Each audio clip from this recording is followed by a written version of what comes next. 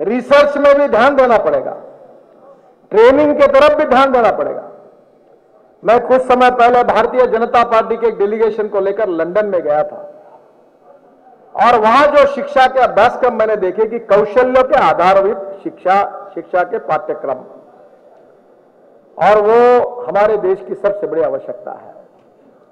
और इसलिए बहनों और भाइयों, भारतीय जनता पार्टी जिस विचार पर चलती है, पंडित दीनदयाल उपाध्याय जी ने अंत्योदय का जो विचार दिया है उसको आप बहुत अच्छे तरीके से समझो।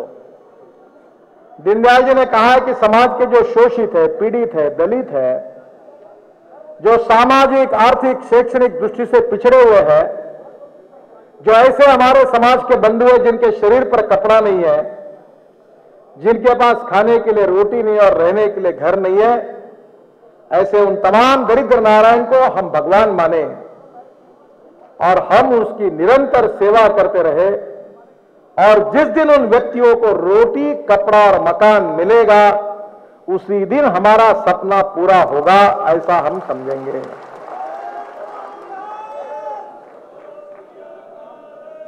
अब दीनदयाल जी की इस बात को हमने हमारे विचारों के जीवन दर्शन में सम्मिलित किया है।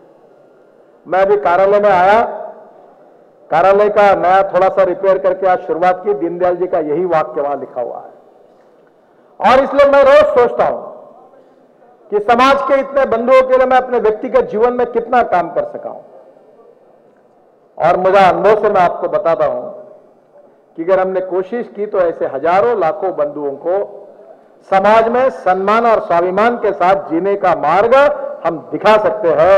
ये ताकत हमारे बीच में है और इसलिए मैं आप सबको अपील करता हूं कि भारतीय जनता पार्टी ये केवल एक राजनीतिक आंदोलन नहीं है।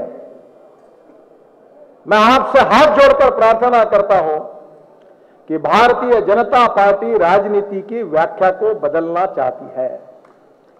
केवल चुनाव लड़ना, चुनाव जीतना, मंत्री पद हासिल करना, मुख्यमंत्री बनना, पार्लियामेंट में आना, यह भारतीय जनता पार्टी का मकसद नहीं है। हमको देश की तस्वीर को बदलना है। गांव, गरीब, मजदूर, किसान, जो सामाजिक, आर्थिक, शैक्षणिक दृष्टि से पिछड़े हुए हैं, जो दरिद्र नारायण है, उन सब लोगों को कल्याण, उनका विकास, सर्वांगीण विकास हमको करना है।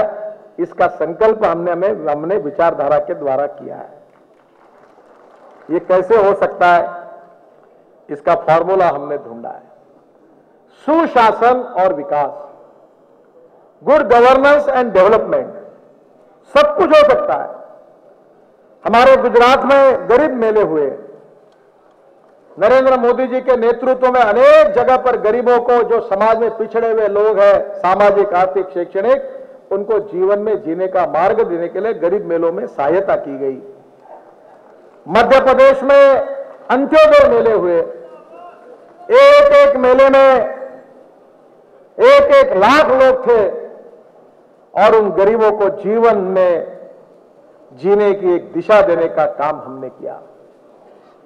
चाहे हमारे कारागीरों, हैंडलूम में काम कर रहे हैं, हैंडीक्राफ्ट में काम कर रहे हैं, छोटे छोटे कामों में काम करने वाले हमारे मजदूर भाई हो, हमारे किसान हो, हमारे यहां शहरों में रहने वाले सफाई का काम करने वाले हमारे मित्र हो, मैं आपको बताता हूं, उन सबके जीवन में विकास का प्रकाश, जो अंधेरा है वो अंधेरा छट कर विकास का प्रकाश उनके घरों तक पहुंचाने का कार्य भारतीय जनता पार्टी ने एक आह्वान के रूप में स्वीकार किया है।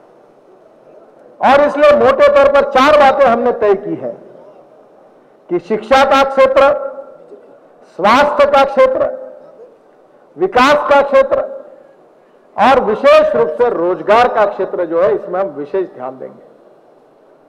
आज देश की हालत बहुत खस्ता हुई है। 1947 के बाद आज तक 64-65 साल का इतिहास क्या बताता है। कांग्रेस ने दलितों के कल्याण की बात की, कांग्रेस ने बाबा साहब अंबेडकर जी का नाम लेकर लगातार वोट मिलाती रही। आज कांग्रेस के 65 साल में से 57-58 साल कांग्रेस को शासन करने का मौका मिला। क्या परिणाम हुआ है?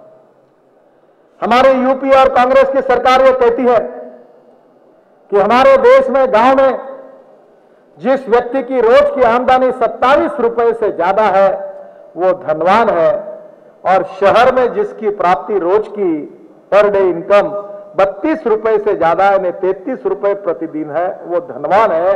ये मनमोहन सिंह जी के सरकार ने धनवान व्यक्ति की व्याख्या की है।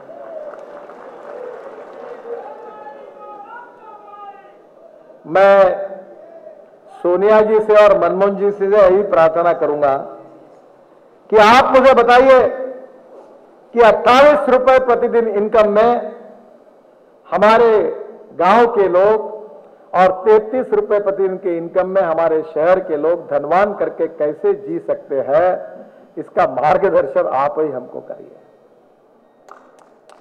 बहनों और भाइयों, हमारा देश धनवान है। We are a rich nation with a poor population. देश धनवान है पर जनता गरीब है। रोजगार के अवसर है पर बेरोजगारों को रोजगार नहीं, किसानों के मालों की कीमत नहीं, गांव गरीब मजदूर किसान मरने के कगार पर खड़े हैं, देश बर्बादी की तरफ जा रहा है। यह कांग्रेस पार्टी का काम है। यह अखिल भारतीय कांग्रेस पार्टी नहीं, ये अखिल भारतीय कोयला कांग्रेस पार्टी बनी हुई है। कोयले का रंग जैसे काला होता है वैसे कांग्रेस पार्टी का मुंह भी काला हुआ है। कोई भी सरकार चलाने के लिए 5 बातों की जरूरत है। नेतृत्व चाहिए, नेतृत्व को विकास की दृष्टि चाहिए, नेतृत्व में निर्णय करने की क्षमता चाहिए, और नेतृत्व में निर्णय करने के साथ साथ ये सब करने के लिए एक ट्रांसपेरेंसी चाहिए, निर्णय प्रक्रिया चाहिए, और समाज और देश के साथ कटिबद्धता चाहिए। आज तो देश में हम मजबूर देख रहे सबको, क्या हो रहा है पता नहीं, कौन क्या कर रहा है पता नहीं। हमने जो 12% ग्रोथ रेट की बात की थी वो 10% तक जाने की उम्मीद सरकार ने हमको जताई थी, हम 3.5 और 4% पर आए। अगर इच्छा शक्ति है, विकास की दिशा है और नेतृत्व सही है तो देश की गरीबी दूर हो सकती है, देश के बेरोजगारों को रोजगार मिल सकता है और हिंदुस्तान दुनिया की नंबर 1 की ताकत बन सकती है। ये क्षमता हमारे बीच में है। मैं आपको एक अच्छा उदाहरण बताऊंगा, बताने के लिए बहुत है पर समय की कमी है। मध्य प्रदेश के मुख्यमंत्री और अर्थमंत्री मैं अध्यक्ष बनने के बाद मुझे मिले थे और उन्होंने मुझे कहा कि हमारे राज्य में, मैंने पूछा आपका पर कैपिटा इनकम कितना है, जीडीपी कितना है, एग्रीकल्चर ग्रोथ रेट कितना है, हैप्पी ह्यूमन इंडेक्स कितना है, तो उन्होंने कहा एग्रीकल्चर ग्रोथ रेट 2.4% है और जीडीपी जो है 3.5% है। मैंने कहा शिवराज जी अकेले में थे, अगर आप नाराज नहीं हुए तो एक बात मैं कहूं। बोले कहिए। मतलब मैं 100 में से अगर आपको मार्क दूं तो 15 के ऊपर नहीं दे सकता। भारतीय जनता पार्टी सुशासन के लिए कटिबद्ध है और मैं आपसे उम्मीद करता हूं कि स्थिति को आपको बदलना होगा। तो बोले क्या करना चाहिए? मैंने कहा आप गांवों में सिंचाई को बढ़ाइए, किसानों की चिंता करिए। बहनों और भाइयों, मुझे कहते हुए विश्वास होता है कि जब मैंने कहा था तब मध्य प्रदेश में केवल 7 लाख हेक्टेयर जमीन सिंचाई के नीचे थी। दूसरे साल मुझे बताया कि 11 लाख हेक्टेयर जमीन सिंचाई के नीचे आई और परसों जब मैं भोपाल गया तो मुझे बताया गया कि 22 लाख हेक्टेयर जमीन पानी के नीचे आई। जिस मध्य प्रदेश का रेट 2.4% था वो एग्रीकल्चर ग्रोथ रेट देश में सबसे ज्यादा कृषि विकास का दर मध्य प्रदेश में हुआ 18%। सही नेता है, सही इच्छा शक्ति है, सही विजन है तो गरीब जनता की तस्वीर बदल सकती है। हमारी कर्नाटक की सरकार ने हमारे किसानों को 0% ब्याज से ऋण उपलब्ध कराकर दिया है और बिजली मुफ्त में दी है। हमारी छत्तीसगढ़ की सरकार केवल 1% ब्याज से किसानों को कर्जा दे रही है। और मध्य प्रदेश की सरकार भी किसानों के लिए उन्होंने भी कर्जे के दर लगभग 0% पे लाकर किसानों को कर्जा उपलब्ध कराने का निर्णय किया, योजना भी शुरू किया। और मैं महाराष्ट्र से आया हूं। महाराष्ट्र में कांग्रेस और एनसीपी की सरकार है, मैं किसान हूं। मेरे यहां हमारे गांव में 13 और 14% ब्याज से क्रॉप लोन मिलता है। मैं जिस क्षेत्र से आया हूं, मुझे शर्म आती है आपको कहते समय कि हजारों किसानों ने आत्महत्या की है, फार्मर सुसाइड की है। हम सुशासन और विकास के साथ देश के दलित, पीड़ित, शोषित, पिछड़े हुए, आर्थिक दृष्टि से गरीब लोगों की तस्वीर और भविष्य को बदलना चाहते हैं। यह भारतीय जनता पार्टी का संकल्प है। और मैं विश्वास के साथ बताना चाहता हूं, मैं अर्थशास्त्र का विद्यार्थी हूं। मैंने मास्टर ऑफ बिजनेस मैनेजमेंट किया है। किसानों में काम करता हूं, अनेक लोगों को रोजगार देने का काम मैंने किया। मैं विश्वास के साथ बताना चाहता हूं, मीडिया वाले लिख ले, और मैं उन नेता में से हूं कि मुझे कोई मीडिया वाले जो बात मैंने कई बात में कोई डबल सवाल नहीं कर सके, क्योंकि मैं जो हो सकता वही बात मैं कर रहा हूं। भारतीय जनता पार्टी का शासन आएगा, दलित, पीड़ित, शोषित समाज का विकास होगा, करोड़ों युवाओं को रोजगार मिलेंगे और सबको समानता और समरसता के आधार पर सामाजिक आर्थिक विषमता से मुक्त न्याय देने वाला हिंदुस्तान हम खड़ा करके दिखाएंगे। यह मैं विश्वास के साथ आपको बताना चाहता हूं। हमारे इस देश को भय, भूख, आतंक और भ्रष्टाचार से मुक्त करेंगे।